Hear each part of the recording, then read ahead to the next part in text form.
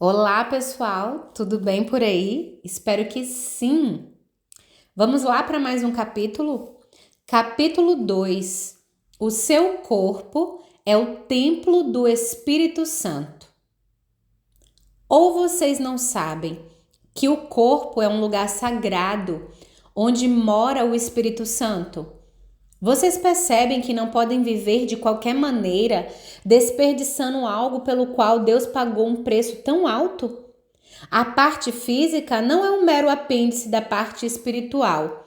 Tudo pertence a Deus. Portanto, deixem que as pessoas vejam Deus no corpo de vocês e através dele. 1 Coríntios, capítulo 6, 19 ao 20, versão A Mensagem. Graham Braden é um desenhista de sistemas de computação aeroespaciais e geólogo-chefe da Phillips Petroleum. É um cientista conhecido hoje por unir o mundo da ciência e o mundo espiritual. Em seu livro, O Código de Deus, ele apresenta uma fascinante compreensão a respeito da criação. Ao estudar as culturas antigas, Brenda percebeu um padrão recorrente nas narrativas sobre a criação do universo. Os 4 elementos naturais, fogo, ar, água e terra, eram os elementos constituintes da criação. No alfabeto hebraico, cada letra tem um valor numérico.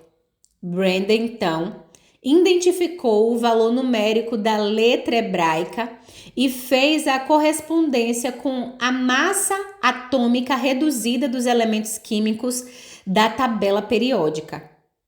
A partir da correspondência entre os elementos naturais, a massa atômica reduzida dos elementos químicos e o valor numérico das letras hebraicas, Brenda chegou à seguinte conclusão: fogo seria hidrogênio. O Sol é uma bola de hidrogênio. Então, a letra hebraica correspondente a hidrogênio seria iod. A seria nitrogênio, 73% da atmosfera. E a letra hebraica correspondente seria E. Água seria oxigênio, 88,39% da água pura, e a letra hebraica correspondente seria Vá. Juntas, essas 3 letras compõem o nome sagrado de Deus, Iavé. Em hebraico, no tetragrama, o E aparece 2 vezes. Com o acréscimo dos sinais vocálicos, tem-se a transliteração Iavé para o português, que se pronuncia Javé, forma preferível ao nome Jeová. Ainda, Deus disse: façamos o homem à nossa imagem, conforme a nossa semelhança. Gênesis capítulo 1, versículo 26, parte A. Não igual seríamos somente espírito, mas semelhante sendo necessário corpo físico. Terra seria carbono e a letra hebraica correspondente nesse caso é Gimel. A propósito, esses 4 elementos químicos são os componentes do nosso DNA, que é a estrutura responsável pela transmissão de todas as características genéticas, como cor dos olhos, da pele, do cabelo, fisionomia, entre outras, no processo de reprodução dos seres vivos. Dessa maneira, a principal função do DNA é transportar informações contidas em suas sequências chamadas de genes. É o nosso banco de dados. Então, essa expressão hebraica forma a seguinte expressão em português que está escrita com o nosso DNA em cada célula do nosso corpo: Deus eterno dentro do corpo. Não é por acaso que a Bíblia diz que todo ser que respira, louve ao Senhor. Aleluia! Salmo 150, versículo 6. Em cada célula de nosso corpo está escrito o nome de Deus. Assim, toda célula expressa Neemias 1:9b, ao lugar que tenho escolhido para ali fazer habitar o meu nome.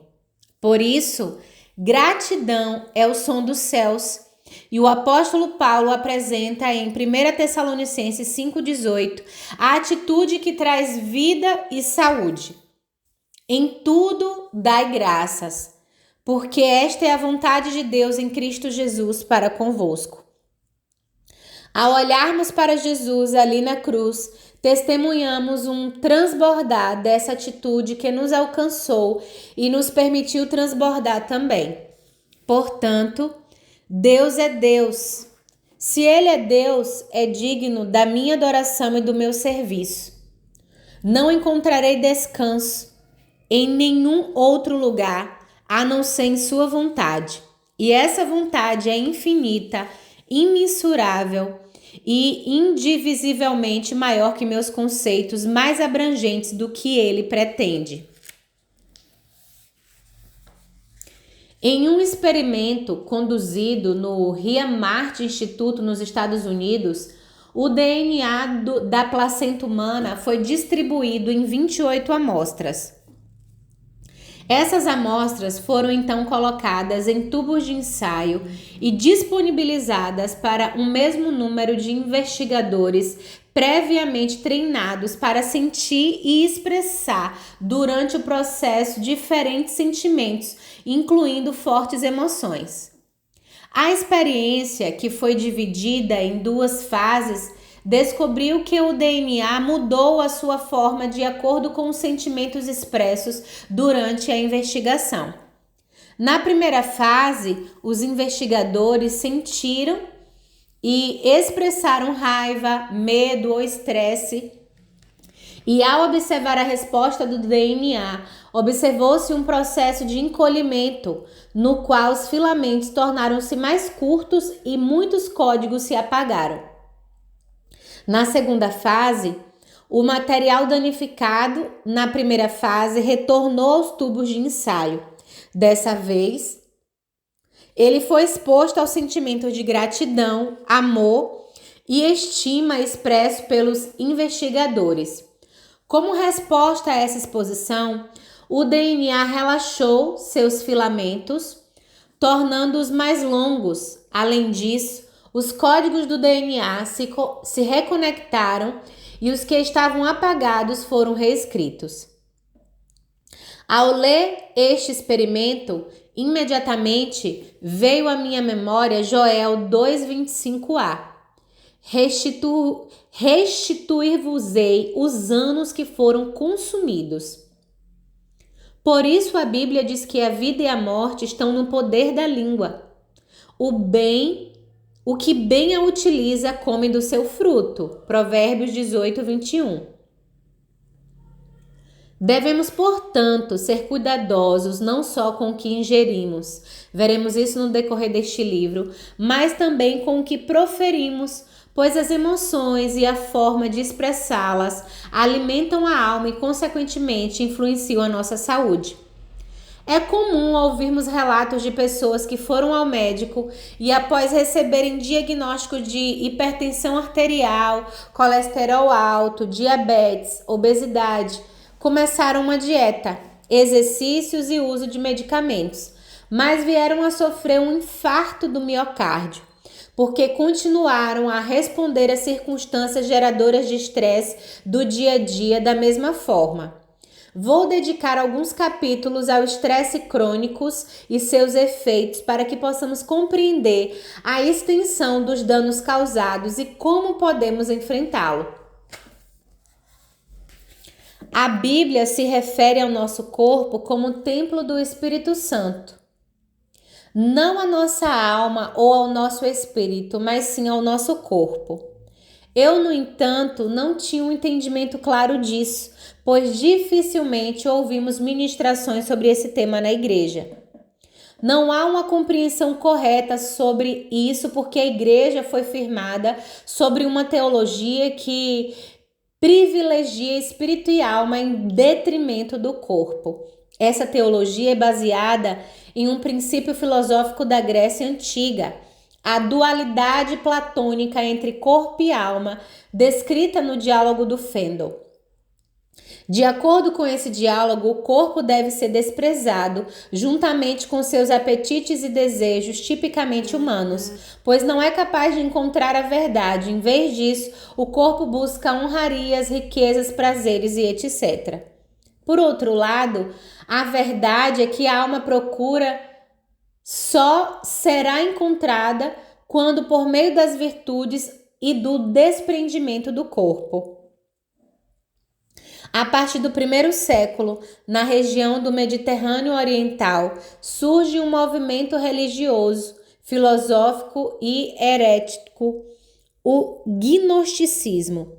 Esse termo se origina da palavra grega gnosis, que significa conhecimento. Os gnósticos acreditavam que era possível alcançar a salvação por meio do conhecimento ou gnose, e não por meio da fé, da obediência às leis religiosas ou das boas obras. As principais crenças do gnosticismo incluem o dualismo, a ênfase na experiência interior, a noção de que o conhecimento é a chave para a salvação e a crença de que existem vários níveis de realidade. O gnosticismo pregava que o mundo havia sido criado por uma divindade imperfeita e que, por isso, a vida na Terra era apenas uma forma maléfica usada para aprisionar o espírito humano. Dessa forma, o bem só seria alcançável em um nível espiritual. Porém, segundo os escritos paulinos, não há nada de contraditório entre a vida material e a vida espiritual. Para o apóstolo Paulo, o homem se apresenta como um todo, ou seja, como um ser vivo, criado, constituído de corpo, alma e espírito, o fôlego de vida. Por ser judeu, criado aos pés de Gamaliel, instruído conforme a verdade da lei de nossos pais, zeloso de Deus, né? Atos 22:3. Paulo pensa como um judeu, ou seja, livre de toda dicotomia ou divisão categórica entre o corpo e a alma e o espírito. Essa é a razão pela qual, ao falar da ressurreição dos mortos, ele se refere não somente à alma ressuscitada, mas também a um corpo glorioso. O Império Romano, sobre a égide do Império Constantino, era perseguidor declarado dos cristãos. No entanto, após se converter ao cristianismo em 313, o próprio Constantino permitiu, pelo Edito de Milão, o culto dessa religião em todo o Império. Em 391, por ordem do imperador Teodósio I, por meio do Edito de Tessalônica, o cristianismo não só se tornou a religião oficial de Roma, como todas as outras religiões pagãs passaram a ser perseguidas. A partir desse fato histórico, a Igreja cristã tornou-se uma instituição poderosa. Em razão disso, certas pessoas buscaram se associar à Igreja, pois, naquele contexto, fazer parte dessa instituição religiosa trazia vantagens econômicas, sociais e políticas. Com isso, muitos não se converteram verdadeiramente, apenas faziam parte da igreja. Essas pessoas foram a porta de entrada do pensamento filosófico grego a respeito do corpo na teologia cristã. Essa perspectiva também era dominante na cultura romana e, ao misturar-se ao cristianismo, promoveu distorções na igreja que ainda perduram em nossos dias. Sobre a influência dessas distorções, tendemos a considerar importante apenas cuidar do espírito e da alma, em vez de assumir uma postura integral de santidade que envolve o corpo. O perigo da idolatria. Um pouco antes de ocorrer a metanoia em nós, vivi algo interessante. Todos os dias, quando eu chegava em casa, minha esposa me recebia com um copo de refrigerante, cheio de gelo e com uma rodela de limão. Nesta época, eu competia com meu cunhado sobre quem bebia mais refrigerante. Um dia, após um plantão muito estressante e exaustivo, exclamei ao chegar em casa: "Ufa, estou muito estressado. Vou tomar um refrigerante para descarregar um pouco a minha ansiedade." Abri a garrafa, ouvi o chiado do gás se esvaziar pela tampa, servir um copo e o tomei.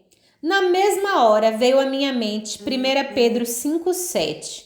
Lance sobre ele toda a vossa ansiedade, porque ele tem cuidado de vós. O Espírito Santo gerou uma pergunta em minha mente: em que você acabou de lançar sua ansiedade? E instantaneamente aquele líquido começou a queimar em minha garganta. Então respondi: eu lancei sobre o refrigerante a minha ansiedade, porque ele tem cuidado de mim. Eu havia cometido o pecado da idolatria.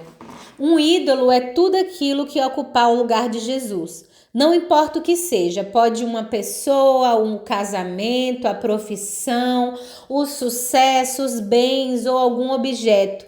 Se o coloquei no lugar que pertence somente a Jesus, é idolatria. Filho do homem, estes homens levantaram seus ídolos dentro do seu coração. Tropeço para a iniquidade que sempre tem eles diante de si. Acaso permitirei que eles me interroguem? Ezequiel 14:3. Timothy Keller, em seu livro Deuses Falsos, as promessas vazias do dinheiro, sexo e o poder e a única esperança que realmente importa, fez a seguinte reflexão: como nós, os anciãos, devem ter respondido à acusação? Ídolos? Que ídolos? Eu não tenho ídolo nenhum. Deus estava dizendo que o coração humano toma coisas boas, como uma carreira profissional bem-sucedida, o amor, os bens materiais e até a família, e as converte em coisas essenciais. Nosso coração as endeusa como centro de nossa vida, porque, conforme pensamos, eles são capazes de nos dar significado e segurança, proteção e realização, se as alcançarmos. Como arrancar os ídolos do coração? Existem ídolos de estimação, eles estão tão arraigados que nem percebemos que estão lá. Porém, são fruto das raízes de iniquidade que carregamos dentro de nós e que moldam nosso comportamento. Precisamos entender que na cruz, Jesus nos desarraigou deste mundo perverso, segundo a vontade de nosso Deus e Pai. Gálatas 1:4. Libertando-nos do padrão de escravidão e idolatria. Ao longo da Bíblia, podemos identificar 4 raízes de iniquidade que nos prendem a um padrão e não nos deixam viver a realidade de quem somos em Jesus. Vou discorrer rapidamente sobre cada uma delas, pois este único assunto daria um livro. Primeiro, medo. Elias teve medo e fugiu para salvar a vida. 1 Reis 19:3a.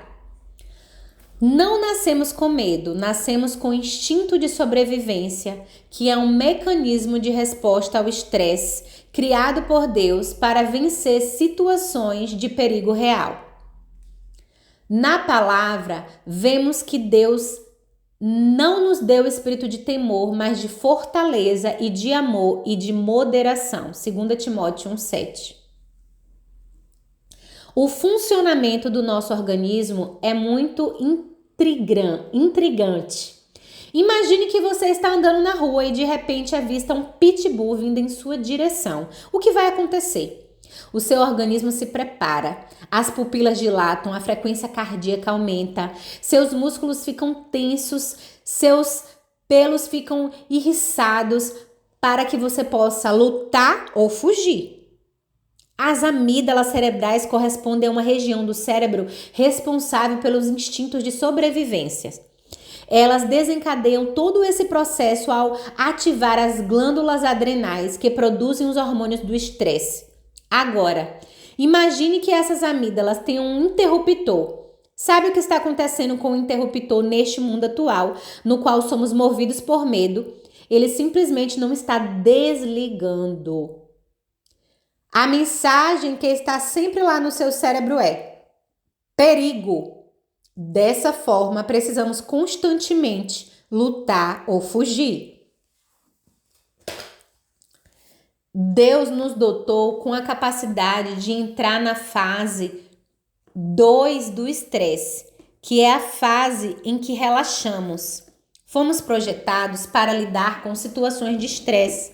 O problema, no entanto, é que hoje vivemos uma vida de estresse. O que foi criado por Deus criou para ser um mecanismo de proteção, agora tornou-se algo prejudicial, pois não está mais de acordo com o padrão estabelecido por Deus. Aprendemos a sentir medo e então passamos a viver de acordo com esse padrão. No jardim do túmulo, o medo impediu Maria Madalena de reconhecer Jesus, fazendo com que ela o confundisse com o jardineiro. Nisso, ela se voltou e viu Jesus ali em pé, mas não reconheceu. Disse ele: mulher, por que está chorando? Quem você está procurando? Pensando que fosse o jardineiro, ela disse: se o Senhor o levou embora, diga-me onde o colocou e eu o levarei. Jesus lhe disse: Maria! Então, voltando-se para ele, Maria exclamou em aramaico: Rabone, que significa mestre. João 24, 14 ao 16. O medo distorce a visão que temos de nós mesmos, do outro e de Deus. Mas Jesus, com seu perfeito amor, lança fora todo medo. 1 João 4, 18. Segundo, ódio. E o Senhor agradou-se de Abel e da sua oferta, mas não de Caim, nem da sua oferta. Por isso, Caim ficou enfurecido e o seu rosto mostrava o seu ódio. Gênesis 4, capítulo 4, versículo 4 e 5. Essa passagem traduz a mensagem que o ódio expressa. Eu não consigo perdoar. Na homeopatia, o mecanismo de ação do medicamento homeopático pode ser comparado ao de um antivírus de computador, pois assim como o antivírus combate as informações que prejudicam o desempenho do software, o medicamento homeopático combate os transtornos que afetam o funcionamento do organismo. Existem vários tipos de transtorno. Transtorno por choque, por culpa, por decepção, por ciúme, mas um dos transtornos mais impactantes é a falta de perdão. O medicamento utilizado para tratar esse transtorno é o natrum, que nada mais é que o sal. Então, quando Jesus diz: vocês são o sal da terra, significa que nós fomos criados para desfazer as estruturas de ódio. Terceiro, culpa. Vendo os irmãos de José que seu pai havia morrido, disseram: e se José guardar rancor contra nós e resolver retribuir todo o mal que lhe causamos? Gênesis 50, 15. Minha culpa me sufoca, é um fardo pesado e insuportável. Salmos 38, 4. Eu não posso ser perdoado. Esse era o sentimento que os irmãos de José experimentaram ao serem perdoados por José. A narrativa bíblica nos mostra que, embora eles tenham sido perdoados, não foram capazes de desfrutar o perdão recebido, pois carregavam consigo o peso da culpa. A passagem que se encontra em Gênesis 50, 15 também apresenta um aspecto que merece a nossa atenção. A expressão guardar rancor, que também pode ser traduzida como raiz de amargura, no hebraico tem um significado com o qual já temos familiaridade: Satã. Em nosso cotidiano, o sentimento de culpa aparece em filmes, séries, livros, peças teatrais, programas televisivos, revistas, jornais, mídias sociais. como um padrão que move comportamentos e atitudes, determinando toda uma história de vida. Quantos relatos não ouvimos de pessoas que, mesmo tendo passado pelo novo nascimento, acham que não podem viver sem o fardo da culpa e assim baseiam as suas vidas nela? Na verdade, se considerarmos a percepção que frequentemente temos de Deus, veremos que a maioria de nós ainda age com base na culpa e erroneamente acredita ser necessário fazer algo para que Deus nos ame. Quantas campanhas, propósitos, promessas, jejuns e outras coisas mais fazemos enquanto dizemos: vou obedecer para Deus me abençoar. No entanto, saiba que não é pela nossa obediência que somos amados por Deus, é pela obediência de Jesus, que, achado na forma de homem, humilhou-se a si mesmo, sendo obediente até a morte e morte de cruz. Filipenses 2:8. Pela graça, recebemos a filiação divina e, como filhos, retribuímos com gratidão.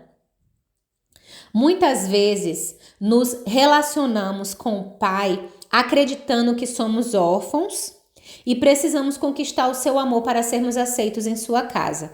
Com isso, continuamos vivendo com o peso da culpa em vez de desfrutarmos o perdão conquistado na cruz por Jesus, que levou não só o fardo da culpa, mas todos os outros que estávamos condenados a carregar. Quando entendemos que não somos órfãos, mas filhos, podemos tomar a mesma atitude do filho pródigo, tomar o caminho de volta para o Pai. Levantar-me-ei, tomarei o caminho de volta para o meu Pai, e ao chegar lhe confessarei: Pai, eu pequei contra o céu e contra ti. Eu não sou mais digno de ser chamado teu filho. Trata-me como um dos teus trabalhadores. E logo em seguida, levantou-se e saiu na direção do pai. Vinha caminhando ele ainda distante quando seu pai o viu e, pleno de compaixão, correu ao encontro do seu filho e muito o abraçou e o beijou. Então o filho lhe declarou: Pai, pequei contra o céu e contra ti. Não sou digno de ser chamado teu filho. Entretanto, o pai ordenou aos servos: trazei depressa a melhor roupa, vestiu com distinção, pondo-lhe o anel de autoridade e as sandálias de filho. Também trazei um novilho gordo e o preparai. Comamos, façamos uma grande festa e regozijemo-nos. Lucas, capítulo 15, do 18 ao 23. Quarto, inferioridade. Mas, Senhor, como posso libertar Israel? Perguntou Gideão. Meu clã é o mais fraco de toda a tribo de Manassés, e eu sou o menos importante de minha família. Juízes 6:15. Podemos dizer que Gideão conviveu com essa raiz de inferioridade e que, como ele, muitos de nós nos escondemos atrás de desculpas e da autocomiseração. Já pensou em quantas situações você já deixou de viver ou não conseguiu realizar alguma coisa por causa dessa raiz? Quantas vezes não comparecemos a um evento ou lugar porque tal pessoa que nos faz sentir inferiorizados estaria lá?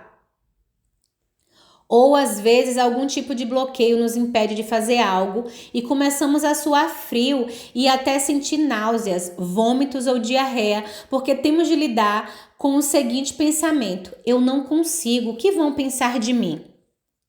O sentimento de inferioridade faz com que continuemos a pensar da mesma forma a qual estávamos condicionados. Ele funciona na via neural daquela rotina que nos escravizava e nos prendia a um padrão que já não é mais o nosso, impedindo que vivamos Filipenses 4:13. Posso todas as coisas por meio de Cristo, que me dá força. Precisamos nos libertar dessa prisão de inferioridade. Essa expressão é um termo associado à psicologia e refere-se a um estado mental no qual uma pessoa se sente persistentemente inferior, inadequada ou de menor valor em relação aos outros. Essa condição pode ser influenciada por vários fatores, como experiências passadas, comparação social constante, críticas excessivas ou baixa autoestima. Um exemplo de prisão de inferioridade pode ser observado em um ambiente de trabalho. Suponhamos que um funcionário tem uma ideia inovadora para melhorar um processo na empresa. No entanto, devido a uma experiência passada de ser desconsiderado ou ridicularizado por suas sugestões, ele internaliza uma sensação de inferioridade em relação às suas habilidades e contribuições. Mesmo que a sua ideia seja válida e benéfica, a prisão de inferioridade pode impedi-lo de expressar suas opiniões ou contribuir de maneira eficaz para a equipe. Ele pode se sentir preso em uma mentalidade que o convence de que suas ideias não têm valor, perpetuando assim a sensação de inferioridade. A prisão de inferioridade pode se manifestar em diversas áreas da vida e ser influenciada por diferentes contextos e experiências pessoais.